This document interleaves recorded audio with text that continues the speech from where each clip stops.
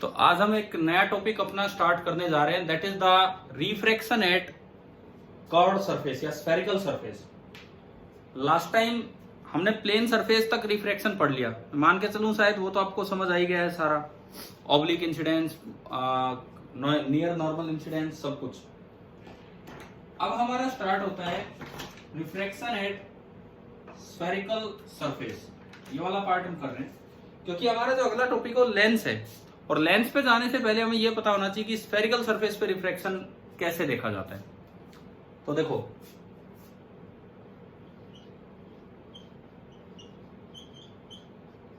आज यही टॉपिक और ये आज पूरा भी हो जाएगा, छोटा ही टॉपिक है बिकॉज उसके बाद फिर हम कल से लेंस अपना स्टार्ट करेंगे। Excuse me sir. हाँ जी, कल आपने क्या कराया था? कल केवल पेपर डिस्कस करवाया था, क्या सर? जो आपका क्वेश्चन पेपर था बस वो डिस्कस करवाया था और कुछ नहीं करवाया था कल इसके अलावा। Okay sir. ठीक है, कौन बोल रहे हो आप? किसने कोई ना? चलिए, refraction at, excuse me sir. हाँ जी सर सिद्धार्थ वेटिंग रूम में उसको एडमिट कीजिए। तो एडमिन कौन है? मैं हूं क्या? एक मिनट में देखता हूं।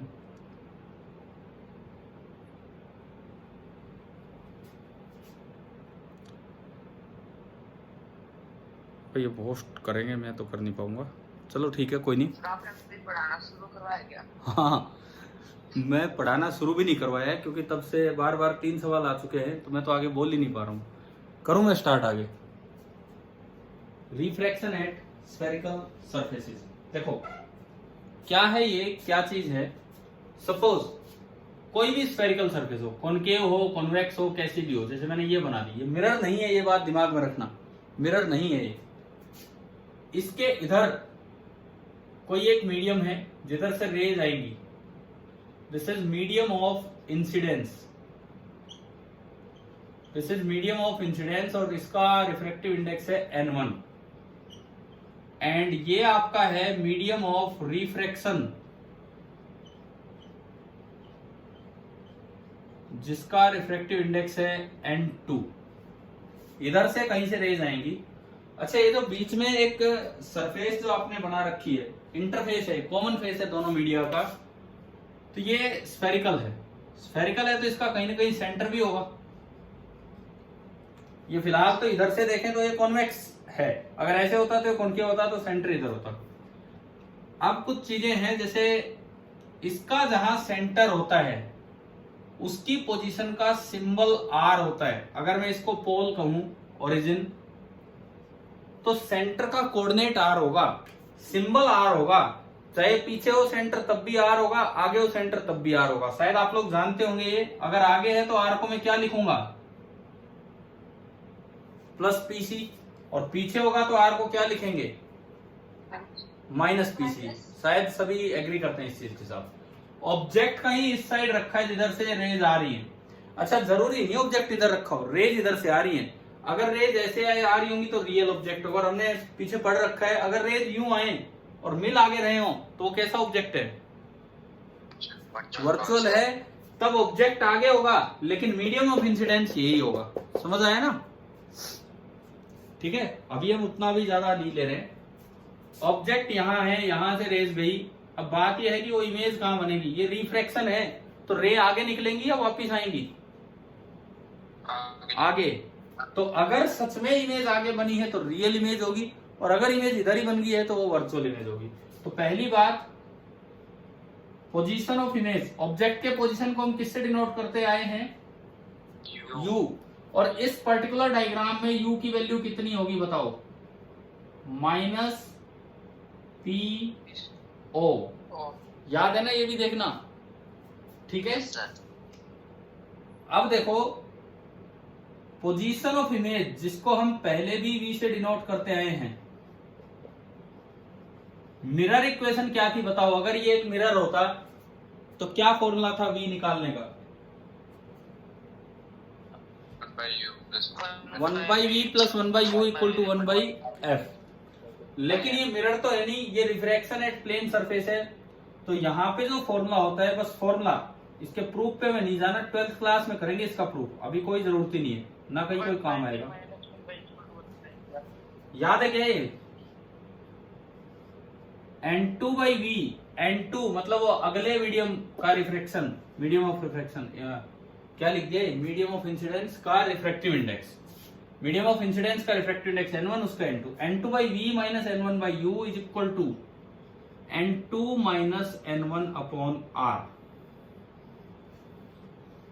इसमें सब कुछ विद साइन रखना है, U को विद साइन रखना है, R को विद साइन रखना है। अगर कॉन्वेक्स इंटरफेस है तो R पॉजिटिव होगा, कॉनकेव इंटरफेस है तो R नेगेटिव होगा।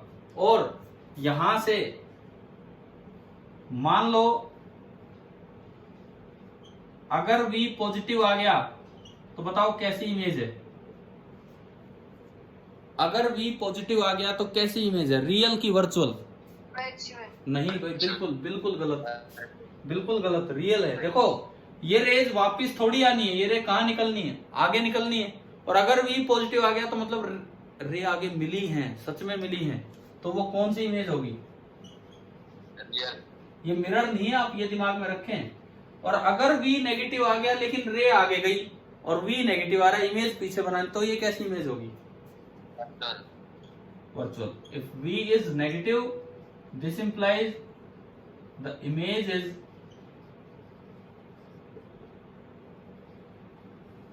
virtual। आप पहले तो इस चीज को ढंग से लिख लीजिए, क्योंकि हम इसी पे 2-3 सवाल अभी लेंगे जस्ट इसके बाद। आप कीजिए नोट।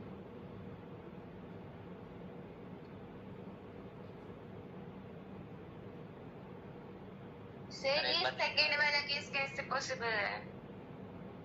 अभी दिखाऊंगा ना आपको, क्वेश्चंस में दिखाऊंगा कैसे पॉसिबल है, ठीक है? सर एक बार ऐसे कॉन्सेप्ट है,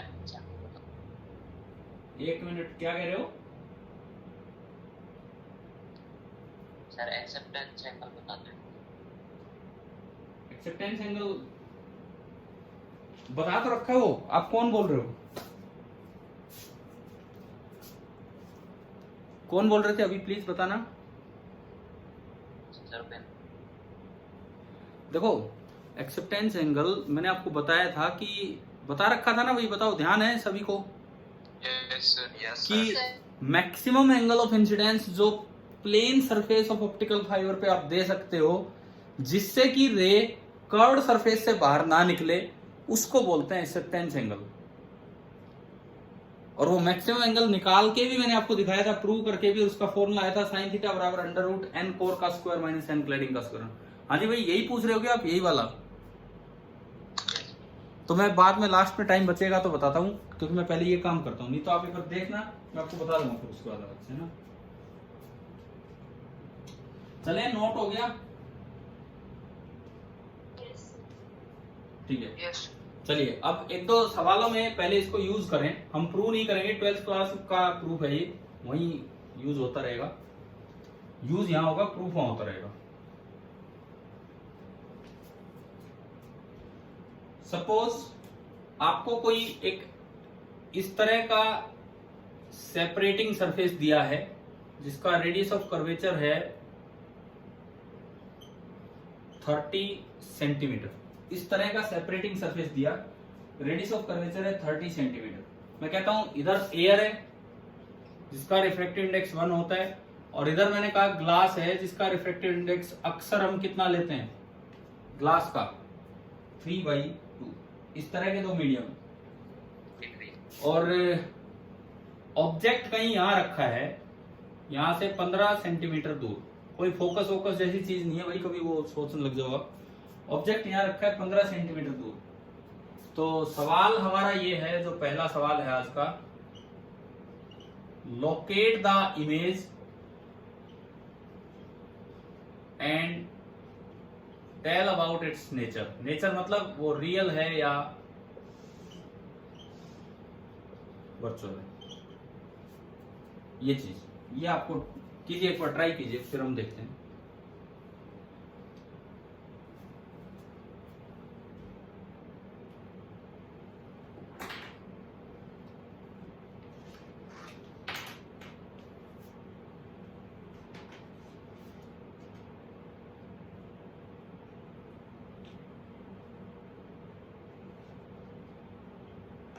Recording in progress.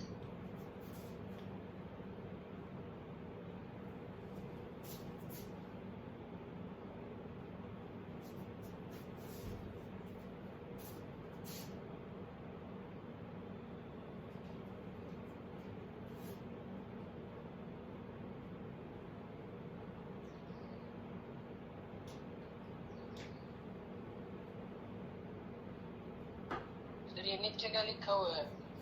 नीचे क्या मतलब कहाँ?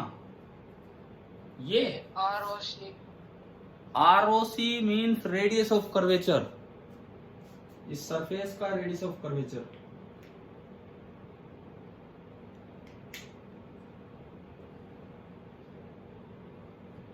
देखो मैं करवाता हूँ ये सॉल्यूशन। -30 मतलब रियल इमेज है कि वर्चुअल है? वर्चुअल। देखते हैं रे डायग्राम के साथ हम देखेंगे इसको। पहले इसका सॉल्यूशन देखिए आप। N1 कितना? N1 जिधर से रेज आएंगी वो 1, N2 3/2, R कितना? पॉजिटिव की नेगेटिव? इस सरफेस का R पॉजिटिव की नेगेटिव? पॉजिटिव। आगे है ये सेंटर तो 30 सेंटीमीटर। अच्छा U कितना? U -15. ये पीछे है तो -15। आपने यहां से फॉर्मूला अपना लगाया N2/V 3/2V minus N1/U, U है -15। 20 सेंटीमीटर। एक मिनट देखते हैं।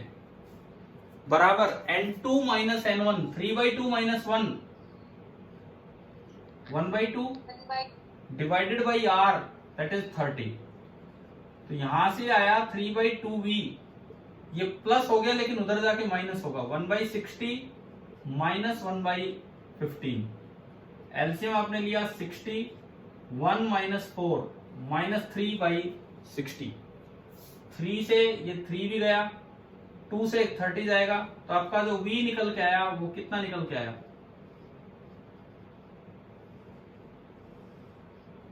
-30। मतलब इधर ही कहीं इमेज है, इधर ही कहीं इमेज है। तो ये रियल इमेज है कि वर्चुअल इमेज है? वर्चुअल वर्चुअल, क्योंकि रे तो आगे निकल गई होंगी और इमेज जो है वो पीछे बनी है, तो रेज असल में मिली नहीं है। लेकिन इसको रे डायग्राम से भी हम दिखाएंगे अभी। यानी कि ये जो है दिस इज वर्चुअल इमेज। अब देखो इसका रे डायग्राम आप देखिए कि ये कैसे कैसे ऐसी इमेज बनी होगी, क्यों यहां पहुंच गई। ये आपका इंटरफेस है, ये प्रिंसिपल एक्सिस है। अच्छा इसका रेडियस 30, मतलब इसका जो सेंटर है वो इधर कहीं है, और यहां से कितनी दूर है वो सेंटर? 30 सेंटीमीटर दूरी पे, लेकिन ऑब्जेक्ट रखा है 15 पे ही।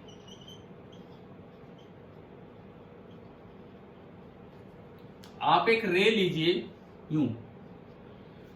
अब रिफ्रैक्शन के लिए पहले नॉर्मल बनाना होगा, तो नॉर्मल आपने ऐसे बनाया सेंटर से ज्वाइन करते हुए, ये बना दिया नॉर्मल, ये आपने बना दिया नॉर्मल। भाई एक बार इसकी वैल्यूज देख के बताओ, ये रेयरर टू डेंसर जा रही है कि डेंसर टू रेयरर? है 1 से 3/2 रेयरर टू डेंसर। तो रेयरर टू डेंसर में किधर बेंड होगी? टुवर्ड्स द नॉर्मल कि away from the normal? Towards the normal, बिल्कुल सही। लेकिन टुवर्ड्स द नॉर्मल कितनी बेंड होगी वो इस पे डिपेंड करता है कि इमेज रियल बनी है कि वर्चुअल। अगर ये ज्यादा बेंड हो जाता टुवर्ड्स द नॉर्मल, ज्यादा बेंड हो जाता तो ये आगे जाके मिलता कहीं। लेकिन इसका जो आंसर आ रहा है उसके अकॉर्डिंग ये थोड़ा कम ही बेंड हुआ है और अभी भी फैल ही रहा है। क्या टुवर्ड्स द नॉर्मल बेंड कर दिया हमने, है ना? एक रे आप ये ले लो प्रिंसिपल एक्सिस वाली, ये नॉर्मली इंसिडेंट रे है, सेंटर यही है, तो ये सीधी निकल जाएगी। रिफ्रैक्शन में नॉर्मल इंसिडेंट रे सीधी। क्या ये दो रे आगे मिल रही है क्या कहीं? तो इसको आपने क्या किया, आप स्केल की मदद से इस लाइन को पीछे की तरफ बढ़ा लाए और इसको भी पीछे बढ़ा लाए, तो जहां ये मिलेंगी यहाँ ये इमेज बनेगी और ये आपकी है वर्चुअल इमेज। और कितनी दूर है, कहा क्या आंसर आया था हमारा, कितनी दूर है? 30 सेंटी। 30 सेंटी। तो क्या रे डायग्राम के साथ आपको ये समझ आ गया कि नहीं? एक बच्चे ने शायद बीच में कोई सवाल किया था कि सेकंड केस तो पॉसिबल ही नहीं है, बोला था ना शायद किसी ने। तो कोई सा भी केस पॉसिबल है, रियल का भी केस पॉसिबल है, वर्चुअल का भी केस पॉसिबल है। चलिए आप ये बना लीजिए पहले।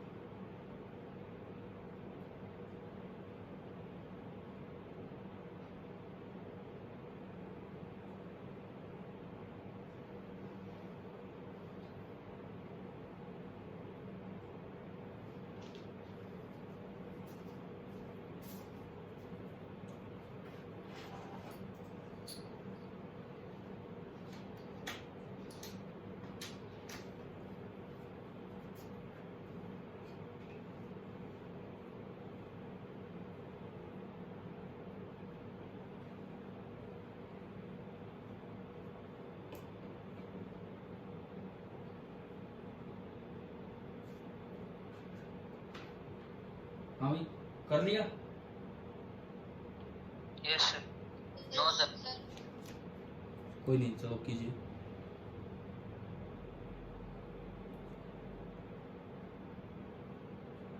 यार आपका ये टाइम रोज फ्री रहता है क्या, ये जो 12:30 के बाद वाला है? क्या सर? 3 दिन? कौन से 3 दिन? Last 3 days. आप ले लिया। मैं मेरा टाइम यहाँ पे फिक्स कर लूं मैं रोज। इससे अगली जो क्लास है वो बायो की। अरे मुझे ये बताओ जो मैं पूछ रहा हूँ, इससे अगली क्लास बायो की कितने बजे का टाइम है उसका ऑफिशियल टाइम? 135 चलो मैं ठीक है, मैं यहाँ पे फिर मेरी जो पिछली क्लास है ना वो 12:45 वैसे खत्म होती है, बट आपकी आज 12:40 पे शुरू होनी थी तो मैंने 5 मिनट पहले खत्म कर दी थी। तो कुछ कर लेंगे, यहाँ करवा दूं आपका रोज का टाइम एडजस्ट? ठीक है ठीक है ठीक है ठीक है। आपको यूं दिक्कत नहीं है कोई लंच ब्रेक या कुछ ब्रेक की, या पढ़ते पढ़ते खाते रहते हो? अब तो लंच के लिए अलग से टाइम की जरूरत नहीं है। चले भाई, हो गया तो बताओ, चले आगे बढ़े। Yes sir. ठीक है, अब देखते हैं एक बार ये कॉन्वेक्स सरफेस पे लगा के देखते हैं।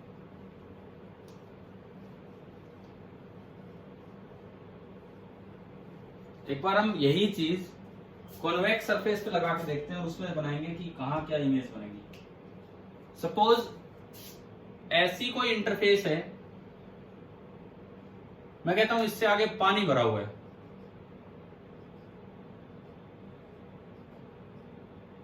इससे आगे वाटर भरा हुआ है। वाटर का रिफ्रैक्टिव इंडेक्स कितना होता है? 4/3। और इधर एयर है, एयर का तो 1। ये इस बार मैंने कॉनकेव इंटरफेस बनाया जिसका कि रेडियस ऑफ कर्वेचर मान लो 20 सेंटीमीटर है। इसका सेंटर यहां इधर कहीं होगा 20 सेंटीमीटर पे, और आपने ऑब्जेक्ट रख दिया 40 सेंटीमीटर। ये सारे काम रिपीट करो, इमेज लोकेट करो, नेचर बताओ, रे डायग्राम बन जाए आपसे तो वो बनाओ।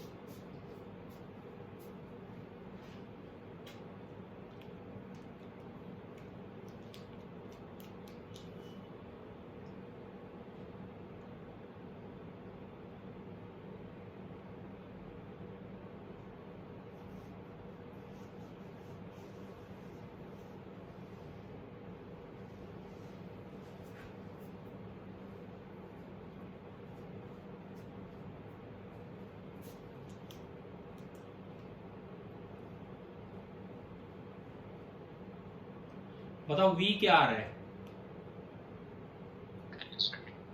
-32, मतलब फिर से कैसी इमेज? और चलो देख लेते हैं, एक बार यहां देखते हैं। n1 1, n2 कितना हो गया?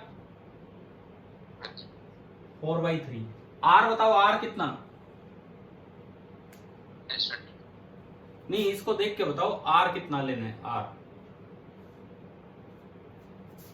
पॉजिटिव होगा कि नेगेटिव होगा इस बार? r नेगेटिव, पॉजिटिव नहीं नेगेटिव, क्योंकि इधर है सेंटर और 20 पे है सेंटर, तो -20। और u कितना? u -40। हाँ, u है -40। चलिए हमने फॉर्मूला लगाया, n2/v 4/3v minus n11/u -40 is equal to n2 minus n1। 4/3 minus 1 1/3 और into r is -20।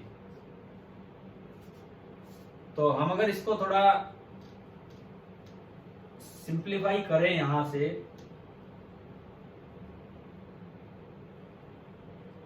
Four by three ये माइनस माइनस तो प्लस होके उधर गया, लेकिन फिर माइनस, तो एक तो उधर -1/60 है और एक -1/40।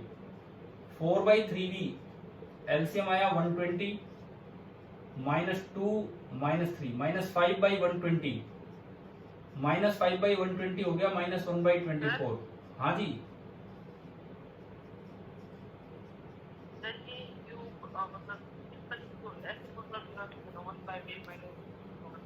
एक मिनट दोबारा बोलो, आवाज कुछ ज्यादा ही कम आ रही है। बोलिए, क्या कह रहे हो?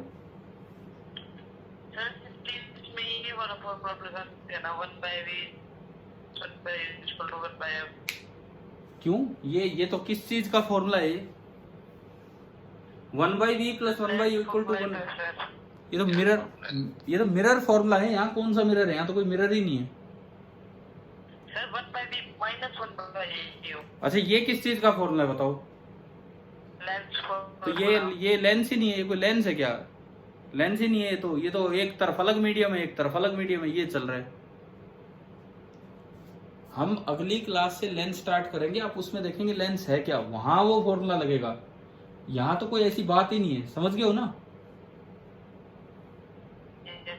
ठीक है, तो v -32 आया और ये इमेज बनेगी वर्चुअल इमेज। 40 पे ऑब्जेक्ट है, 32 पे इमेज। पिछली बार 15 पे ऑब्जेक्ट था, दूर इमेज बनी थी। इस बार 40 पे 32 पे बन रही है। तो रे डायग्राम देखो अब कैसा बनेगा। इसका जो इंटरफेस है वो इस तरह का है। ये है सेंटर, इसका 20 पे है, 20 सेंटीमीटर पे सेंटर है, और ऑब्जेक्ट आपने रखा है 40 पे। डबल पे ये आपने ऑब्जेक्ट रख दिया 40 पे। अब देखो, कोई भी आप रे लोगे, ये नॉर्मल बनाओ। नॉर्मल बनाने के लिए यहां से किसको ज्वाइन करें? सेंटर को। अब वैल्यूज देख के बताओ, ये रेयर टू डेंसर जा रही है कि डेंसर टू रेयर? ये जो रे जा रही है ये रेयर टू डेंसर, तो किधर बेंड होगी? Towards the normal. Towards the normal, ऐसे ऐसे गई। एक रे आप नॉर्मल इंसिडेंट ले लीजिए, बिल्कुल सीधी। नॉर्मल इंसिडेंट रे का क्या होगा बताओ? कुछ नहीं होगा, ये सीधी निकल जाएगी। वापस मत ले आना, मिरर नहीं है, ये सीधी निकल जाएगी। समझ गए हो ना? ये सेंटर से जा रही है ये वाली लाइन। ठीक है, अब इस लाइन को और इस लाइन को देखो, ये गई रिफ्लेक्टेड रेज। क्या ये आगे मिल रही है क्या? तो आपने पीछे बढ़ा दिया इसको स्केल की मदद से, इसको और इसको, यानी कि ये इमेज। और आपके क्वेश्चन के आंसर के अकॉर्डिंग इमेज कितना पहले बनी है? 32 सेंटीमीटर पहले। तो ये पूरा सॉल्यूशन है विद रे डायग्राम। रे डायग्राम अच्छे से बना लीजिए, नोट कर लीजिए।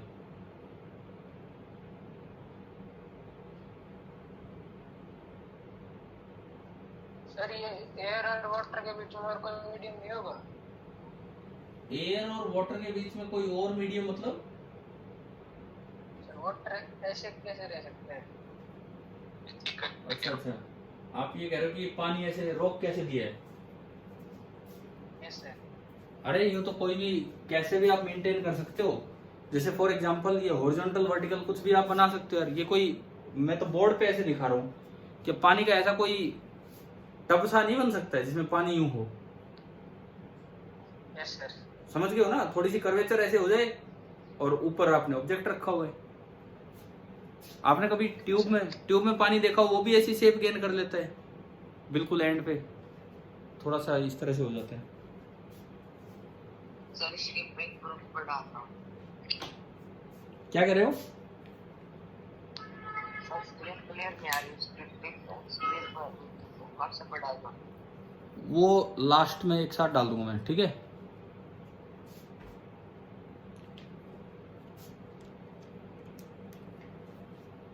क्या स्क्रीन दिख नहीं रही क्या? क्लियर दिख रही है यार, मुझे तो क्लियर नहीं। क्लियर है।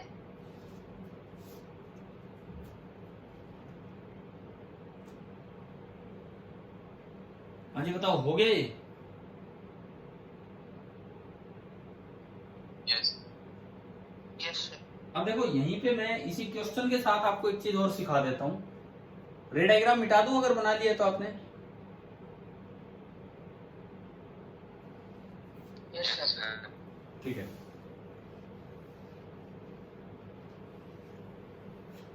इसी क्वेश्चन के साथ मैं एक और चीज आपको सिखा देता हूं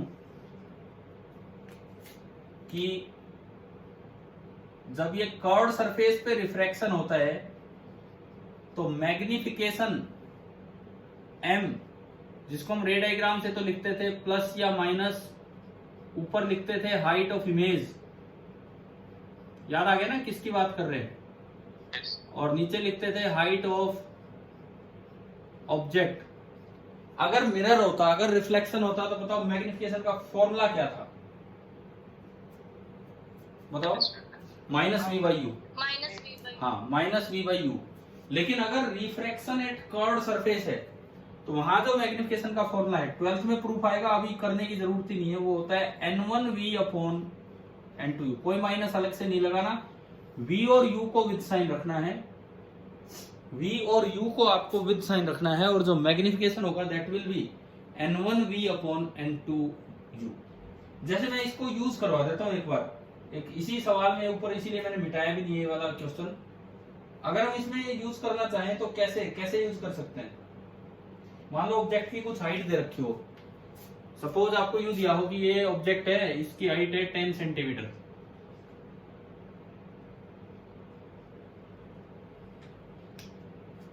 और सवाल बस इतना सा पूछ लिया कि फाइंड द ओरिएंटेशन, कि भाई इरेक्ट है कि inverted, and height of image. Orientation and height of image, बस ये चीज आपसे पूछ ली, केवल ये। तो ये आधा तो सोल्व हुआ पड़ा है। अब आप इस पे आओ, मैग्निफिकेशन बताओ इसका कितना होगा। पहले तो मैग्निफिकेशन फॉर्मूला लगाओ। n1 कितना? वहां ऊपर 1, लेकिन v कितना आया था? -32। n2 कितना? 4/3। और u कितना था? -40। माइनस माइनस कट के प्लस हो गया, और 4 8 32, 8 पे ही चला गया। 8 4 32, 8 5 40। 4 से 4 भी कट रहे, 5 3 ऊपर गया। क्या है 3/5 आ रहा है? प्लस का 3/5 देखो। Yes sir. है ना? पॉजिटिव आने का मतलब तो है कि कैसी इमेज बनेगी? इरेक्ट। और वैसे भी मैंने कभी आपको पहले कभी बताया है, रियल की रियल इन्वर्टेड होती है, रियल की वर्चुअल कैसी होती है? इरेक्ट। तो ये रियल की वर्चुअल है तो इरेक्ट है। अच्छा, आप साइज की बात करें तो ये 3/5 आने का मतलब है हाइट ऑफ इमेज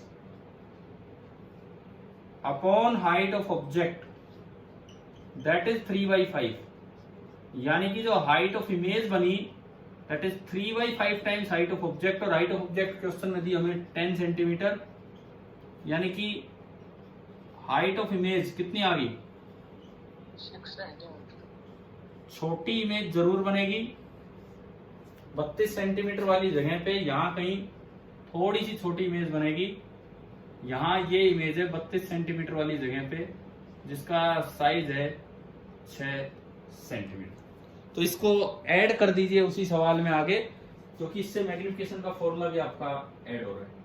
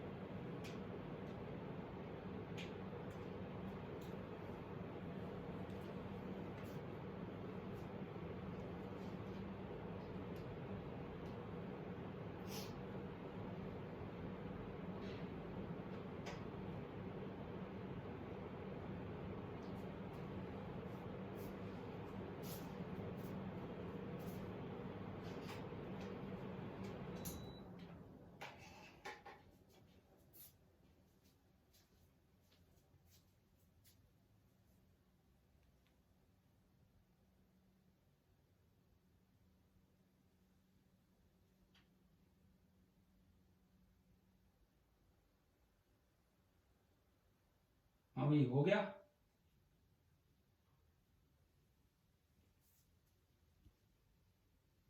सर ठीक है, मिटा दो ना, अगले सवाल पे ही चल रहे हैं इसके बाद। Yes sir.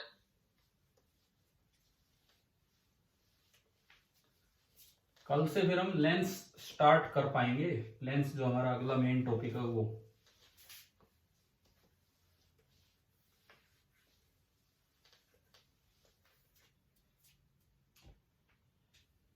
देखो एक और सवाल, जैसे मान लो ये एक कॉन्वेक्स इंटरफेस है,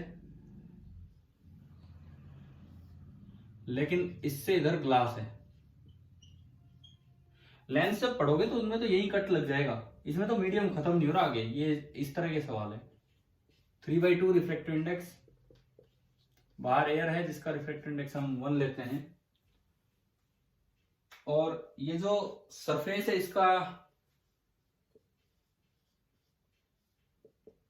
रेडियस ऑफ कर्वेचर आप कुछ मान लो यार, उससे कोई फर्क नहीं पड़ रहा, जितनी आप वैल्यू लेंगे उसके अकॉर्डिंग आंसर आ जाएगा। जैसे मान लो मैंने 20 सेंटीमीटर माना, क्योंकि मैं सवाल ऐसा दे रहा हूं उसमें न्यूमेरिकल वैल्यू से फर्क नहीं पड़ने वाला इतना खास, उसके मल्टीपल में या किसी तरह से आंसर चलेगा। ये मैंने एक्सिस बना दिया, ऑब्जेक्ट यहां कहीं रखा है और यहां से d डिस्टेंस दूर, इस पोल से d डिस्टेंस दूर आपने ऑब्जेक्ट रख दिया। सवाल यह है कि find the value of d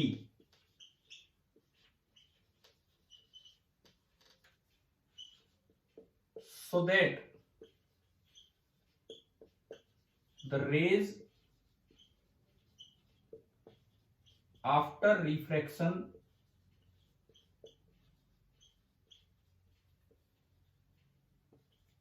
become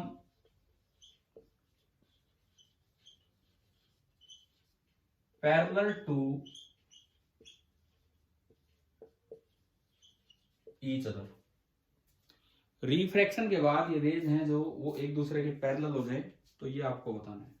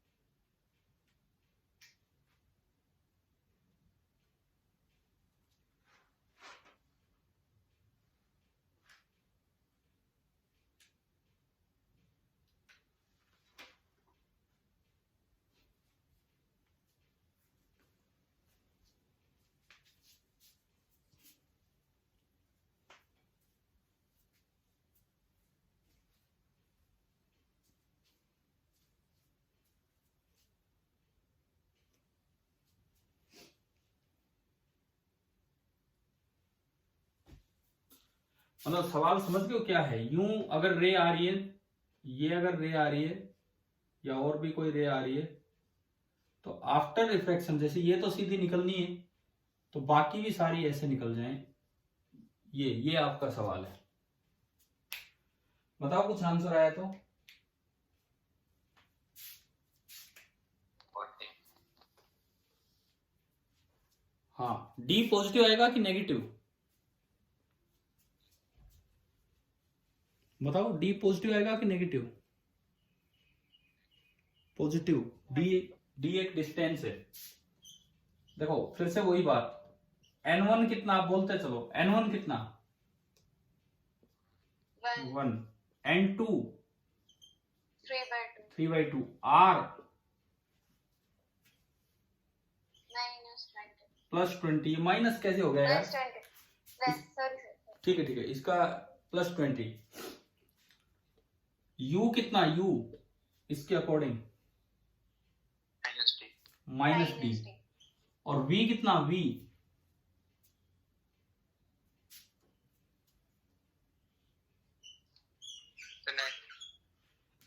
infinity. Image कहां बन रही है? पैरेलल रे कहां मिलती है? पैरेलल रेज इंफिनिटी पे। तो आपने फॉर्मूला लगाया N2/V 3/2 इंटू इंफिनिटी। इसको मैं 1.5 लिख देता हूं। This is 1.5 minus N1/U 1/-D। N2 minus N1 3/2 -1 1/2 और इंटू R, तो क्या ये 1/40 हो गया कि नहीं? Yes. अब 1.5/इंफिनिटी ये पूरा कितना होगा? 0। क्योंकि एक फाइनाइट चीज के नीचे बहुत बड़ी चीज आ गई है तो ये 0 हो जाएगा। माइनस माइनस ये प्लस हुआ, तो 1/D is equal to 1/40। And यहां से आपका जो D आया दैट इज 40 सेंटीमीटर। तो इस तरह से भी सवालों में कुछ पूछा जा सकता है। जब बहुत क्लियर ना होके अपने आप आपको अंदाजा लगाना पड़ेगा V कहाँ है या क्या कहाँ है, इस तरह की बातें। ठीक है, कर लीजिए लोग। होगा सर। ठीक है, 1 मिनट।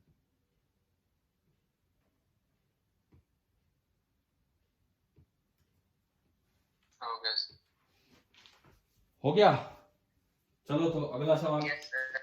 ठीक है अगला सवाल देखिए।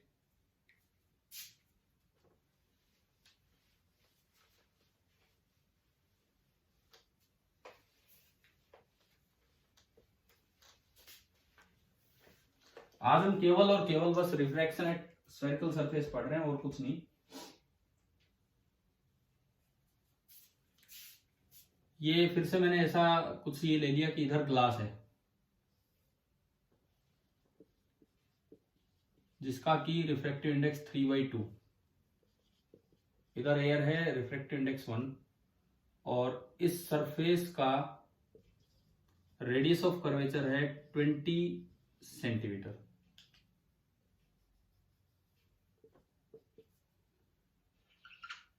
ये ऑब्जेक्ट है,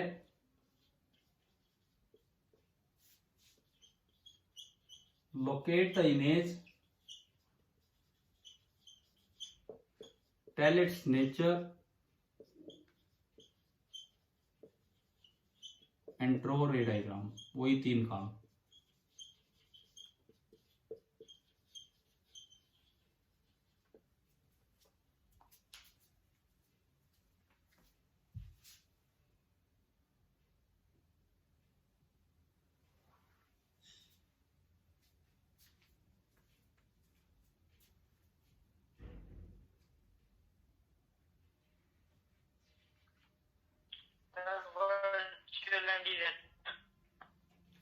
देखो इरेक्ट की तो बात नहीं हो रही क्योंकि पॉइंट ऑब्जेक्ट है, कोई साइज तो दिया ही नहीं है।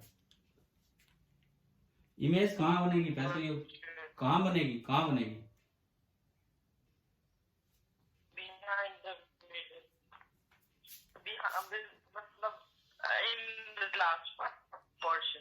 ग्लास पोर्शन में बनेगी, इधर बनेगी। उधर बनेगी तो वर्चुअल है ही नहीं, उधर तो रे जानी जानी है, तो उधर तो रियल इमेज है। अच्छा चलो फिर से आप बताओ, n1 कितना, n1 बताते चलो। 1। n2 कितना, 3/2। r कितना, -20। u कितना, -20। ये सेंटीमीटर में चल रहे हैं। लगाओ जी इक्वेशन, n2/v। -60 आया। देखते हैं n2/v 3/2v minus n1/u -20 is equal to n2 - n1 1/2/r and r is -20। क्या ये इक्वेशन लिखनी आ गई ढंग से? Yes sir. तो ये आया 3/2v, ये +1/20 है लेकिन उधर जाके -1/20 और -1/40। एलसीएम आया 40 -2 -1 -3/40। 3 से 3 कट गया, 2 से 20 कट गया, तो क्या यहां से v -20 नहीं आया है? बताओ। अच्छा v -20 का मतलब कहां बनी इमेज?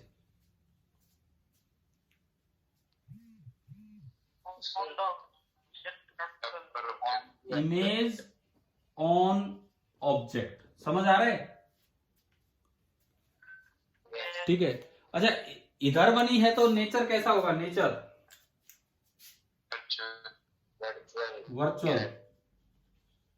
वर्चुअल।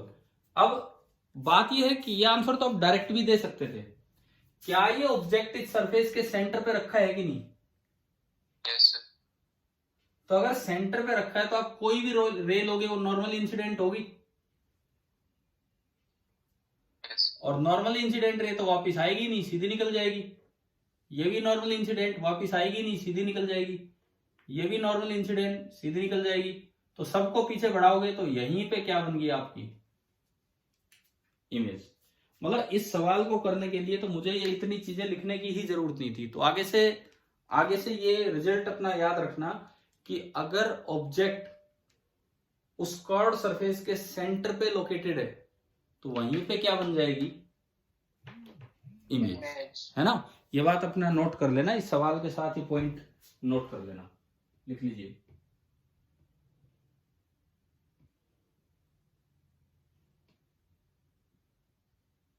होगा सर।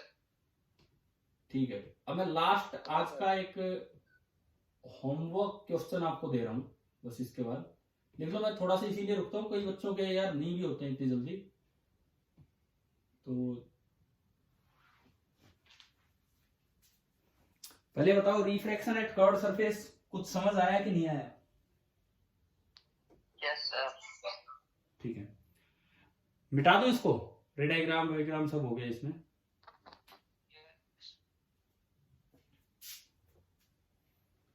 देखिए थोड़ा ये रिजल्ट की तरह बना के लिख लेना जो मैंने अभी बोला है कि अगर सेंटर पे ऑब्जेक्ट हो कर्व्ड सरफेस पे रिफ्रैक्शन में तो वहीं पे इमेज बन जाएगी।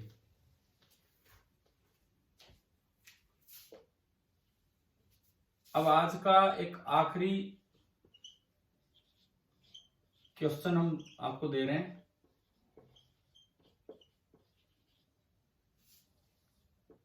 गृह कार्य, homework.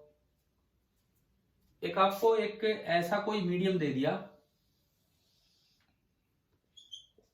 This is a spherical medium of radius r and ये मतलब कोई जैसे ग्लास नहीं कह रहा हूं, ग्लास का तो रिफ्रैक्टिव इंडेक्स कितना होता है? 3/2। 3/2। मैं इसका ले रहा हूं refractive index 2, surrounded by air, बाहर हवा है। लेकिन इसमें एक जो नया काम हम कर रहे हैं कि आगे का आधा पार्ट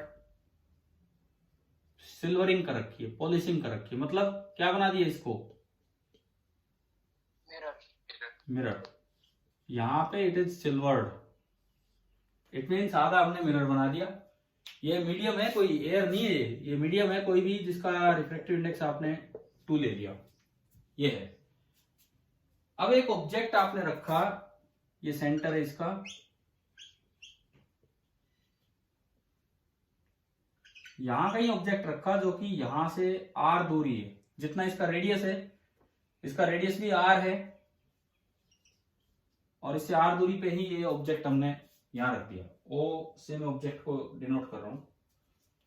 सवाल ये है कि बस आपको पोजीशन लोकेट करनी है। Find the position of final image formed after 2 refractions। पहले तो आप ये नोट कीजिए क्वेश्चन।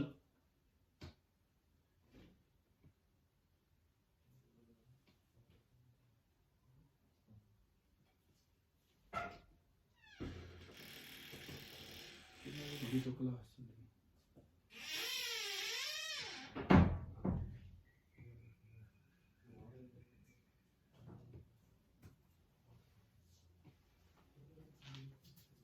देखो, आप ये कर लिया, क्वेश्चन नोट कर लिया। Yes, sir. ये 2 रिफ्रैक्शन कहां होंगे ये बताओ। 2 रिफ्रैक्शन कहां होंगे इसमें? सर एक इस मिरर के अंदर बन जाएगा और फिर उससे रिफ्लेक्ट होके बाहर। हाँ देखो, ये 3 स्टेप का सवाल है, आपको करना है। पहला step refraction from air to medium, दूसरा स्टेप रिफ्लेक्शन फ्रॉम ग्लास, ये जो भी सिल्वर्ड पार्ट है, देन अगेन तीसरा step refraction from medium to air, again medium to air. अपने पॉजिटिव नेगेटिव कन्वेंशंस का ध्यान रखते हुए चलना, और इसमें आपको इमेज लोकेट करनी है। ठीक है भाई, करोगे try? Sir, after 2 Yes, sir. After 2 रिफ्रैक्शंस के बाद, अरे फिर दोबारा बताऊं, पहला रिफ्रैक्शन हो गया यहां से, पहला रिफ्रैक्शन एयर से मीडियम, Yes, sir. फिर कोई रिफ्लेक्शन होगा सामने से, फिर जब वापस रेज आएंगी तो क्या फिर रिफ्रैक्शन नहीं होगा क्या, from medium to air? Yes, sir. तो 2 रिफ्रैक्शन होने के बाद इमेज कहां बनेगी वो आपको पता लगाना है, वो बताना है। ठीक है, करोगे ढंग से? अब मुझे ये बताओ, रिफ्रैक्शन एट स्फेरिकल सरफेस समझ आ गया कि नहीं? Yes sir. ठीक है, फॉर्मूले यूज करने आने चाहिए, प्रूफ हमें नहीं करने अभी 10th क्लास में। और कल से इस सवाल के डिस्कशन के बाद फिर हम अपना लेंस स्टार्ट कर रहे हैं। ठीक है भाई, ठीक है, आगे कल पढ़ते हैं, और कल भी इसी टाइम मिलेंगे अगर पॉसिबल हुआ तो। Bye sir. Okay, bye.